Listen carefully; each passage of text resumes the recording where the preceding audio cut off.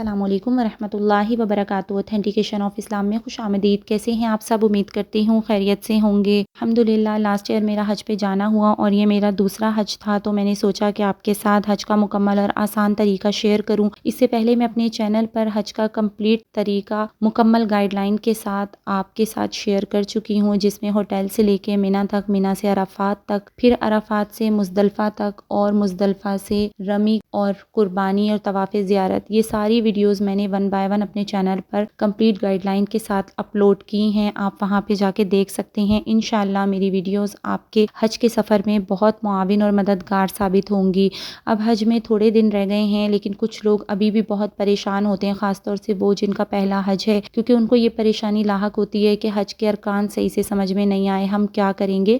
تو انشاءاللہ آج کی ویڈیو سننے کے بعد آپ کو حج کے ارکان صحیح سے سمجھ آ جائیں گے۔ تو چلیے بغیر ٹائم ویسٹ کے اپنی ویڈیو سٹارٹ کرتی ہوں، لیکن اس سے پہلے اگر آپ میرے چینل پر نیو ہیں تو میرے چینل کو سبسکرائب کر دیجئے اور میری ویڈیوز کو لائک اینڈ شیئر کر دیجئے، اور بیل آئیکن کو پریس کرنا مت بھولیے گا تاکہ میری ہر آنے والی نیو ویڈیو آپ کو مل سکے۔ نحمدہ و نصلی علی رسولہ الکریم، فاعوذ باللہ من الشیطان الرجیم، بسم اللہ الرحمن الرحیم۔ تو 8 ذی الحجہ سے 12 ذی الحجہ کے ایام حج کہلاتے ہیں، یہی دن اس سارے سفر کا حاصل ہوتے ہیں۔ تو 7 ذی الحجہ کو مغرب کے بعد آپ کو معلم آ کر بتا جائے گا کہ آپ کو کس وقت نکلنا ہے۔ تو عموماً مغرب کے بعد منی کے لیے روانہ کر دیا جاتا ہے 7 ذی الحجہ کو۔ تو 7 ذی الحجہ کی صبح فجر تک اپنی تمام تیاری، بیگ پیک وغیرہ ہر چیز کر لیجئے، غسل کر لیجئے۔ غسل کرنے کے بعد آپ نے جب مغرب ہو جائے گی تو مغرب کی اذان کے بعد آپ نے مغرب کی نماز پڑھنی ہے۔ اس کے بعد آپ نے 2 رکعت نفل پڑھنے ہیں۔ 2 رکعت نفل پڑھنے کے بعد آپ نے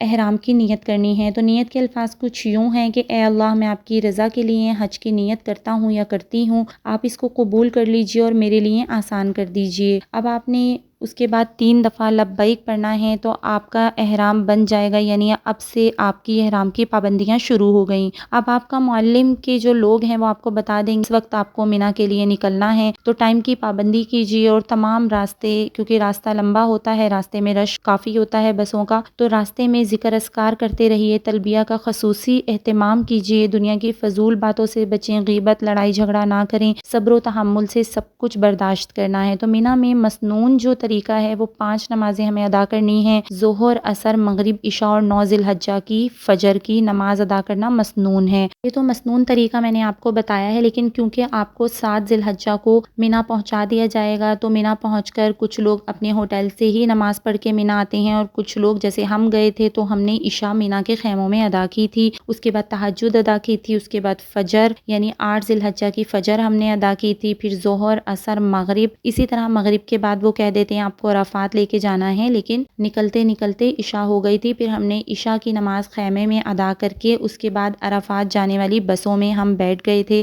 8 ذی الحجہ کی رات ہم نے عرفات میں قیام کیا تھا، عرفات میں تہجد پڑھی، پھر اس کے بعد فجر پڑھی۔ فجر کی نماز کے بعد ناشتے سے فارغ ہونے کے بعد آرام کر لیجئے، کیونکہ جب زوال آفتاب کا وقت ہوگا اس وقت سے وقوف عرفہ شروع ہو جائے گا، یعنی حج کا سب سے اہم رکن، ٹھیک ہے۔ عرفات میں جو ہے وہ اب ہم نے زوال آفتاب کے بعد کیا کیا کہ ظہر کی نماز ادا کی، ظہر کی نماز کے بعد سے وقوف عرفہ کا وقت شروع ہو جائے گا، وقوف کرنا ہے، یہ وقوف حج کا لازمی رکن ہے، یہ بہت ہی خاص جگہ ہے اور خاص وقت ہے۔ عرفات کا میدان گرمی ہو یا سردی سب کچھ برداشت کر لیں اور شام تک دعا اور استغفار کرتے رہیں، الہا و زاری گڑ گڑا کے اللہ سے اپنے گناہوں کی معافی مانگیں۔ پھر ظہر کی نماز ظہر کے وقت اپنے خیمے میں ادا کرنی ہے، اور عصر کی نماز عصر کے وقت اپنے خیمے میں ادا کرنی ہے۔ اب عرفات کے میدان میں کچھ لوگ کیا کرتے ہیں، یہ غلطی آپ بالکل بھی مت کیجیے گا کہ عرفات میں ظہر اور عصر کی نماز ملا کے ادا کرنی ہے۔ تو میں آپ کو یہ کلیئر بتاتی چلوں کہ ظہر اور عصر کی نماز ملا کر ادا کرنے کا حکم مسجد نمرہ میں ہے۔ مسجد نمرہ کی حدود کے اندر، یعنی مسجد نمرہ کے اندر جو نمازی ہیں، حاجی ہیں، وہ خالی ظہر اور عصر کو ملا کے ادا کریں گے، لیکن جو حاجی مسجد نمرہ کے دروازے کے باہر ہے، یعنی اس کی حدود سے باہر ہے، وہ ظہر کے وقت ظہر اور عصر کے وقت عصر کی نماز اپنے ہی طور طور پہ ادا کرے گا، چاہے وہ جماعت سے ادا کرے یا اپنے خیمے میں عورتیں بھی اسی طرح کریں گی۔ اب کچھ عورتیں کیا کرتی ہیں کہ غلطی یہ کرتی ہیں، مردوں کا مجھے نہیں پتا، لیکن کیا کرتی ہیں کہ مسجد نمرہ کا خطبہ اپنے موبائل میں لگا کے سنتی ہیں اور خطبہ سننے کے بعد ظہر اور عصر کی نماز کو ملا کے پڑھ لیتی ہیں، جو کہ بالکل غلط ہے۔ خطبہ بھلے سے آپ سن لیں موبائل میں، لیکن ظہر کی نماز ظہر کے وقت پر اور عصر کی نماز عصر کے وقت پر ادا کرنی ہے۔ تو آج کا دن جو ہے وہ بہت اہم ہے۔ وقوف عرفات کے بارے میں ایک حدیث میں آتا ہے کہ حق تعالی شانہ اہل عرفات کے متعلق فرماتے ہیں کہ یہ میرے بندے بکھرے ہوئے بال میرے پاس آئے ہیں، میری رحمت کے امیدوار ہیں۔ اس کے بعد حق تعالی بندوں سے خطاب فرماتے ہیں کہ اے میرے بندوں، اگر تمہارے گناہ ریت کے ذروں کے برابر ہوں اور آسمان کے ستاروں کے برابر ہوں تب بھی بخش دیے گئے ہو، جاؤ بخشے بخشائے اپنے گھر چلے جاؤ۔ تو کتنا بڑا دن ہے کہ آج کے دن میں وقوف عرفات کے بعد گناہوں کی معافی مانگنے کے بعد اللہ پاک فرماتے ہیں کہ بخشے بخشائے اپنے گھروں کو چلے جاؤ۔ تو عرفات کے دن کے اذکار بھی ہیں جو کہ میں انشاءاللہ نیکسٹ ویڈیو میں آپ کے ساتھ شیئر کروں گی کہ کون کون سے ذکر اذکار ہمیں عرفات والے دن کرنے ہیں۔ مسنون اذکار جو ہمارے نبی نے کیے تھے انشاءاللہ وہ سب آپ کے ساتھ ایک الگ سے ویڈیو بناؤں گی، اس میں شیئر کروں گی، ٹھیک ہے۔ وقوف عرفات کا وقت جو ہے وہ زوال آفتاب سے شروع ہو جاتا ہے، تو ممکن ہو سکے تو قبلہ رخ کھڑے ہو کر مغرب تک وقوف کیجیے۔ اگر پورا وقت کھڑا رہنا مشکل ہو تو جتنی دیر کھڑے رہنے کی طاقت ہو کھڑے رہیے۔ وقوف کے اوقات میں لیٹنا بیٹھنا جائز ہے۔ حضور صلی اللہ علیہ وسلم نے اس میدان میں اپنی امت کے لیے بڑی بڑی دعائیں کی تھیں، تو یہاں دعاؤں کا خصوصی اہتمام کیجیے۔ بالکل ایسے ادب سے کھڑے رہیں جیسے آپ اللہ تعالیٰ کے سامنے اس کے دربار میں کھڑے ہیں۔ ہاں، یہ رب العزت کا دربار ہی تو ہے اور آپ اس کی آغوش رحمت میں کھڑے ہیں۔ دل کھول کر روئیں، یہ قیمتی وقت اپنی ذات کو اللہ سے قریب لانے کا ہے۔ پھر عصر کی نماز کے بعد توبہ استغفار میں لگ جائیں۔ سب سے پہلے عصر کی نماز کے بعد تکبیر تشریق پڑھنی ہے، تو تکبیر تشریق جو ہے وہ 9 ذی الحجہ کی صبح فجر سے شروع ہو جائے گی اور 13 ذی الحجہ کی عصر تک رہے گی۔ میں پہلے بتانا آپ کو بھول گئی ہوں، ابھی آپ نوٹ کر دیجئے کہ عرفات میں جب ہم صبح فجر کی نماز ادا کریں گے تو اس وقت سے تکبیر تشریق شروع ہو جائیں گی۔ تکبیر تشریق کیا ہے؟ اللہ اکبر لا الہ الا اللہ، اللہ اکبر وللہ الحمد۔ تو یہ صبح سے شروع ہو جائے گی فجر کے بعد سے، اور 13 ذی الحجہ کی عصر تک ہر فرض نماز کا سلام پھیرنے کے بعد تکبیر تشریق کہنی ہے اور 3 دفعہ تلبیہ پڑھنی ہے۔ تو عصر کی نماز کے بعد بھی ہم نے تکبیر تشریق کی، تلبیہ پڑھی، توبہ استغفار کرتے رہیں، اللہ سے گناہوں کی اپنی معافی مانگتے رہیں۔ پکارنے والا، اللہ تعالیٰ کیا فرماتے ہیں کہ پکارنے والا مجھے پکارتا ہے تو میں اس کی پکار سنتا اور جواب دیتا ہوں۔ اب دلوں کو اطمینان دے دیا جاتا ہے، پکارنے والوں کو یقین آ جاتا ہے کہ ان کی توبہ قبول ہو گئی، ان کی دعائیں قبول ہو گئیں۔ نماز عصر کے بعد آپ کے معلم کا آدمی آپ کو آ کر بتا دے گا کہ مزدلفہ سے کب روانہ ہونا ہے، لیکن میں بھی آپ کو بتا دیتی ہوں کہ مزدلفہ سے روانگی ہمیں اس وقت کرنی ہے جب ہمیں یقین ہو جائے کہ سورج غروب ہو چکا ہے، تب ہمیں عرفات سے مزدلفہ کے لیے نکلنا ہے۔ تو یہ رات جو ہے، آج کی رات ہم نے اب مغرب کی نماز عرفات میں ادا نہیں کرنی۔ جب ہمیں یقین ہو جائے کہ سورج غروب ہو چکا ہے تو مغرب کی نماز ادا کیے بغیر ہم مزدلفہ کے لیے روانہ ہو جائیں گے، اور مزدلفہ پہنچ کر ہم نے مغرب اور عشاء کی نماز ملا کے عشاء کا وقت ہو جانے پر ادا کرنی ہے۔ تو جب بھی ہم مزدلفہ پہنچیں تو جب ہمیں یقین ہو جائے کہ عشاء کا وقت ہو چکا ہے تو تب مغرب اور عشاء کی نماز ملا کے پڑھنی ہے۔ اب کچھ لوگ بہت کنفیوز ہوتے ہیں کہ ہم مغرب اور عشاء کی نماز ملا کے کیسے پڑھیں، تو ایک اذان اور ایک اقامت سے یہ دونوں نمازیں پڑھی جائیں گی۔ مرد جو ہیں وہ باجماعت پڑھیں گے، اپنی اپنی جماعت کروا سکتے ہیں، اور عورتیں جو ہیں وہ اس طرح سے پڑھیں گی کہ پہلے مغرب کے 3 فرض پڑھیں گی، اس کے بعد سلام پھیرنے کے بعد تکبیر تشریق اور تلبیہ کہیں گی، اس کے بعد عشاء کے 4 فرض ادا کریں گی۔ یعنی اگر آپ نماز قصر ادا کر رہے ہیں تو پھر عشاء کے 2 فرض ادا ہوں گے۔ تو 2 فرض یا 4 فرض پڑھنے کے بعد آپ نے تکبیر تشریق پڑھنی ہے اور تلبیہ کہنی ہے۔ اس کے بعد سنتیں ادا کرنی ہے، پہلے مغرب کی پھر عشاء کی۔ سنتیں ادا کرنے کے بعد نوافل اب آپ کے اوپر ہے، اگر آپ پڑھنا چاہیں پڑھ لیں، نہیں تو پھر وتر ادا کریں گے، ٹھیک ہے، وتر پڑھیں گے۔ وتر پڑھنے کے بعد دعائیں مانگیں۔ یہ ساری رات جاگنے کی رات ہے، اس رات میں جاگنا افضل ہے، لیکن لیٹنا یا سونا منع نہیں ہے۔ سونے کے لیے زندگی پڑی ہے تو آج مانگ لو جو مانگنا ہو۔ حضور صلی اللہ علیہ وسلم نے ارشاد فرمایا کہ جو دعا عرفات میں امت کے لیے قبولیت سے رہ گئی تھی وہ اس رات مقبول ہو گئی۔ تو یہاں کے میدان میں رات کو ایک اور کام کرنا ہے، ایک تھیلی میں یا پھر بوتل لے لیجئے، اس بوتل میں آپ نے، ہر حاجی نے 70 کنکریاں مٹر کے یا بڑے چنے کے دانے کے برابر آپ نے کنکریاں جمع کرنی ہیں، 70 کنکریاں جمرات پہ رمی کرنے کے لیے، ٹھیک ہے۔ فجر کی نماز پڑھنے کے بعد سورج نکلنے تک، یعنی کہ صبح صادق تک جب دیکھیں سورج نکل گیا ہے تو وہ وقت وقوف مزدلفہ کا وقت ہے، وہ وقت بھی بہت قیمتی وقت ہے، اس میں دعا، ذکر، تسبیحات، اللہ تعالیٰ کی حمد و ثنا بیان کریں، دعائیں کریں۔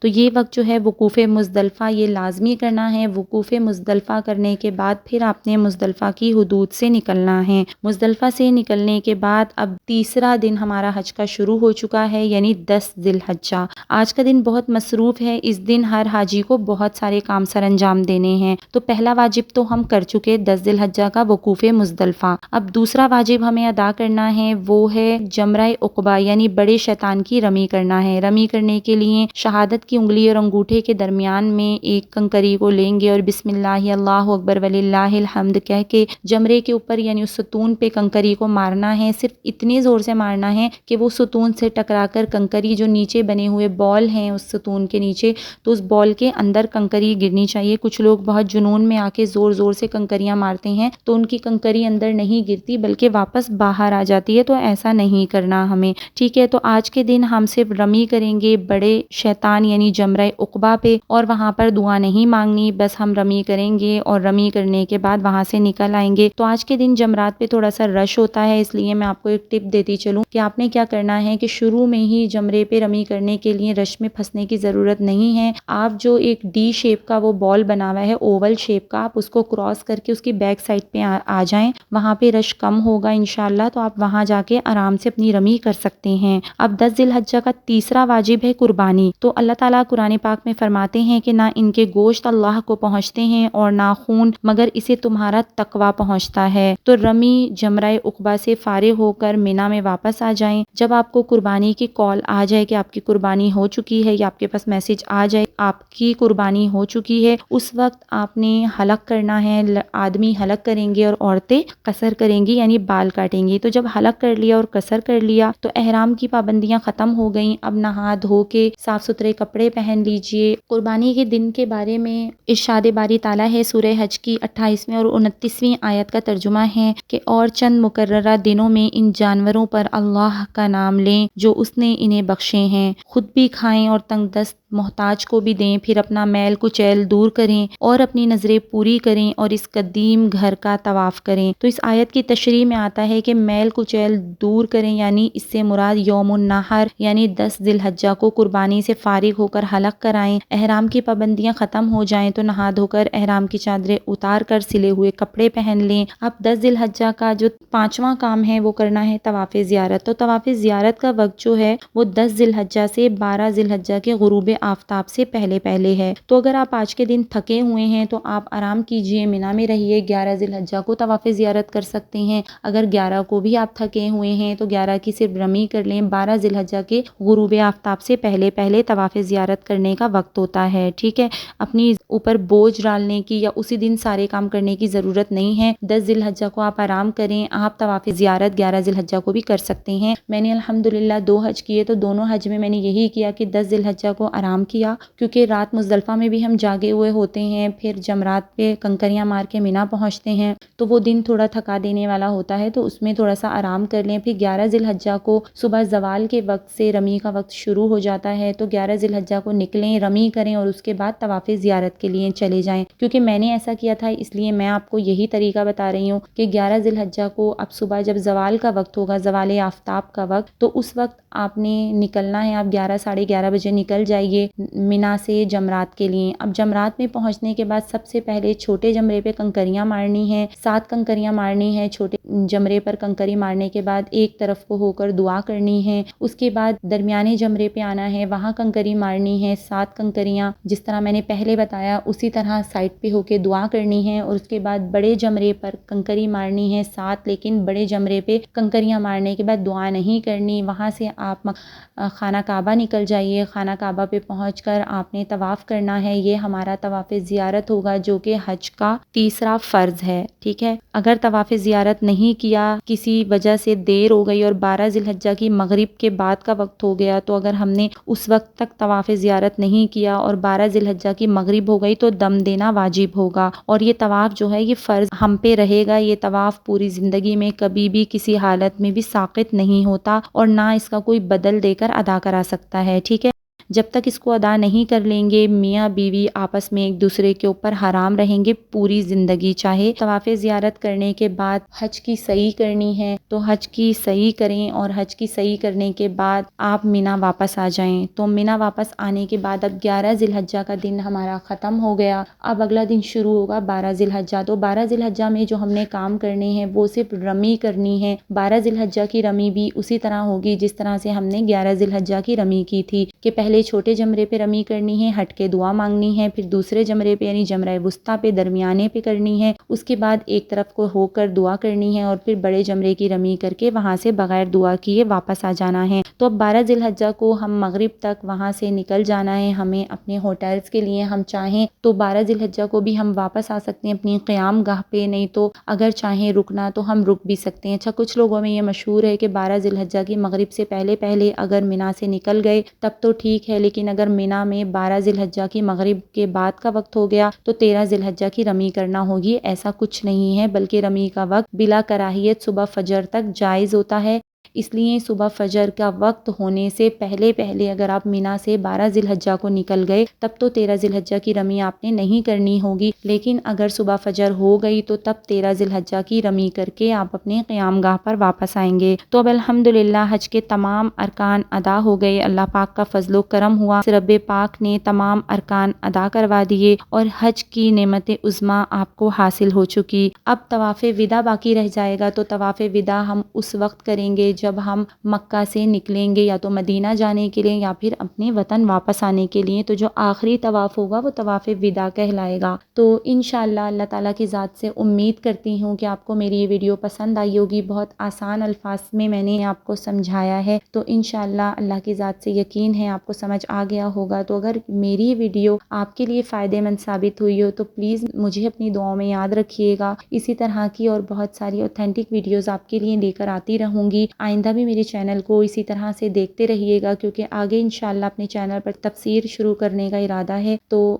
انشاءاللہ اپنے چینل پر میں تفسیر کی ویڈیوز بھی ڈالوں گی۔ اللہ تعالیٰ آپ کے حج کو آسانی اور عافیت کے ساتھ سارے حج کے ارکان کروا دے، اور اللہ آپ کے حج کو، آپ کی عبادتوں کو شرف قبولیت عطا فرمائے۔ اسی طرح کی اور بہت ساری اوتھینٹک ویڈیوز کے لیے دیکھتے رہیے اوتھینٹیکیشن آف اسلام۔ السلام علیکم ورحمۃ اللہ وبرکاتہ۔